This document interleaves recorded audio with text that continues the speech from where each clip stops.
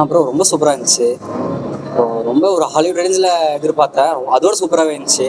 Okay. அப்புறம் ஹீரோனி சரி, ஹீரோவும் சரி நல்லா பண்ணியிருந்தாங்க, ரொம்ப நல்லா இருந்துச்சு. அப்புறம் காமியும் சரி, 2 காமியும் சூப்பராக இருந்துச்சு. ஓகே. அப்புறம் மியூசிக்கும் சரி, அப்புறம் இந்த கிராஃபிக்ஸு, ஃபோட்டோகிராஃபிங்கு எல்லாமே சூப்பராக பண்ணியிருந்தாங்க. வேற நிறைய சொல்லலாம் ப்ரோ. அதில் இந்த படத்துல மேஜர் ப்ளஸ்ன்னு என்ன ப்ரோ சொல்லுவீங்க இந்த படத்துல?